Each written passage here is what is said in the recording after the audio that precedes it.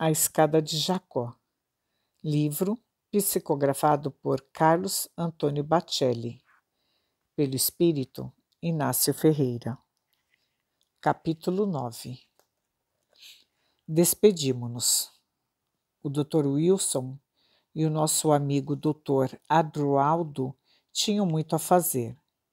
Enquanto ambos se retiravam, prometendo estar novamente conosco assim que possível, Manuel Roberto os acompanhava e Odilon e Modesta, a meu convite, subiam comigo a uma das torres de vigilância do hospital, com a finalidade de observarmos a movimentação das entidades que perambulavam nas vizinhanças. Talvez os nossos companheiros no corpo estranhem, mas o fato é que nem todos os espíritos que nos rondam a instituição se revelam em condições de serem amparados por nós, sendo que muitos simplesmente recusam se internarem em um nosocômio de orientação espiritual.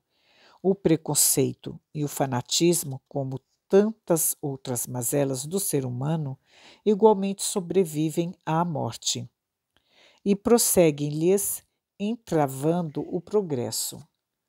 Por outro lado, é provável que muitos irmãos encarnados entendam ao que estamos nos referindo, visto que nem sempre lhes é dado, em seus núcleos de trabalho, socorrerem a todos os necessitados, conforme nos solicita a caridade cristã.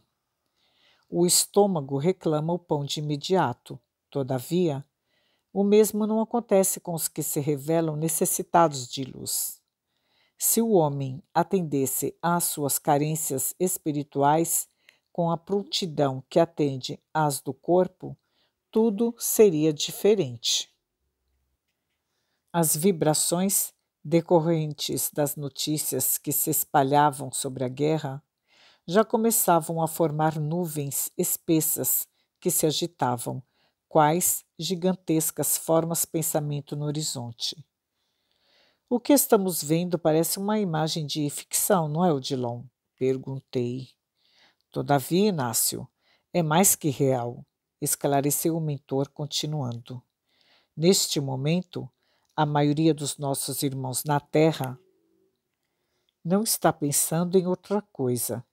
É possível, inclusive, que as redes de televisão estejam transmitindo ao vivo cenas do conflito, ensejando ideias e sentimentos que se plasmam e adquirem vida momentânea.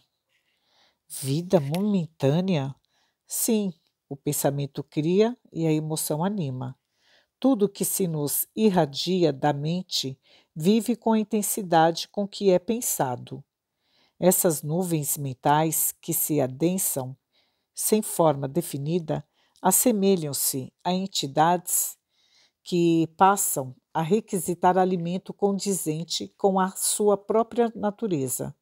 Não sei se estou conseguindo me expressar com clareza. Por favor, continue, solicitei. Todo processo obsessivo nutre a si mesmo e não se extingue enquanto um dos envolvidos não se recusa a dar-lhe alimento. Como uma tumoração maligna que, para se sustentar, aniquila o organismo, consumindo-lhe a vitalidade. A comparação é justa. Essas formas pensamento suscitam nas mentes incautas, encarnadas e desencarnadas. Outras formas pensamento, estabelecendo um verdadeiro circuito de forças negativas que se mantêm umas às outras. Os espíritos influenciam os homens na mesma proporção em que os homens influenciam os espíritos. Uma ideia infeliz é como se fosse uma semente de treva, encontrando terreno propício à sua germinação, termina por se multiplicar. Então, a obsessão, na maioria das vezes, é facilitada, comentou Modesta. Os obsessores insistem e os obsediados facilitam. A brecha pela qual a tentação se insinua, a rigor, não é provocada por ela. O morador descuidado de uma casa que deixa portas e janelas abertas formula um convite ao salteador, que, que em outras circunstâncias, talvez não pretendesse assaltá-la. Nas nuvens que observávamos ao longe, ensaiando-se estender a maiores distâncias, sinistras explosões se verificavam e, qual se fossem trovões, ribombando, aterradores lamentos ecoavam no ar. Os gritos de dor das vítimas inocentes da guerra já se misturam aos anseios de quantos temem que ela se propague pelo mundo, explicou Dillon. E também as motivações dos que a estão incentivando e promovendo, não? Questionou Modesta. Sem dúvida, a guerra é igualmente uma peleja de titãs invisíveis em pleno espaço. Dezenas de espíritos que podíamos ver da torre de vigilância do hospital encolhiam-se, temerosos, sem entenderem o fenômeno em todas as suas causas e consequências. Muitos corriam à procura de abrigo, fazendo lembrar os habitantes de uma cidade de iminência, de um bombardeio aéreo. Outros, no entanto, erguiam um punho e blasfemavam aos céus, dando-nos a impressão de que se sentiam felizes. Dentre estes últimos, alguns atiravam pedras e calhaus contra os nossos muros, gritando palavras de ordem e desafiando-nos com o sinal da sinistra cruz suástica no peito. Adeptos do nazismo por aqui? Perguntei surpreso. A oportunidade enseja que nos revelemos em nossas tendências e inclinações. A hora da crise é aquela em que tiramos o disfarce e nos mostramos como somos. Os espíritos não se desfazem com tanta facilidade assim de antigas ideias e concepções que se lhes inquisitaram na mente. A filosofia racial em que o nazismo se inspirou, levando o mundo a uma catástrofe, ainda conta com muitos adeptos. Somos nós mesmos que criamos os monstros que nos devoram. Correto, Inácio, e que nos mantém cativos por séculos. Passado mais de meio século, o nazismo, tanto entre os homens quanto entre os espíritos, é uma realidade da qual não nos livraremos tão cedo. As trevas não desistem facilmente de seus intentos. Se as circunstâncias o favorecerem, a brasa que não se apagou sob as cinzas reavivirá as chamas da fogueira. Numa guerra, os soldados não se limitam a combater, colocando então de lado as exceções à regra. Saqueiam e cometem atos de crueldade que extrapolam as suas funções militares. Quase todos somos assim. É uma lástima semelhante constatação, exclamei. Por esse motivo, a necessidade de constante vigilância, pois, às vezes, não nos igualamos aos fora da lei por falta de oportunidade. Em estado de visível demência, as entidades que conseguiam nos avistar prosseguiram nos ameaçando, certamente na expectativa de que a guerra ganhasse maiores proporções e as favorecesse. Os seus muros vão cair, gritavam. Receberemos reforço e invadiremos. Fujam, enquanto é tempo. A terra é propriedade nossa. Não nos creiam derrotados. Hitler nos reconduzirá à vitória. O curioso, Dillon, comentei, é que esses espíritos não participaram diretamente da Segunda Guerra Mundial e sequer viveram na Alemanha. É para que vejamos como o mal se propaga e como nos identificamos por fora com aquilo que trazemos por dentro. O nazismo foi e continua sendo muito mais do que uma atitude política sob a inspiração de uma filosofia materialista. Pretendia-se bem mais do que, por exemplo, simplesmente eliminar os judeus. O que Hitler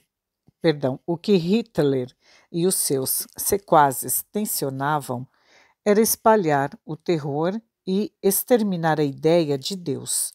A suástica é qual a cruz do cristianismo, com as extremidades retorcidas, voltadas para si, transformada em símbolo do egocentrismo. A cruz em que Jesus pereceu através de sua trave horizontal abraça toda a humanidade e da vertical une a terra aos céus.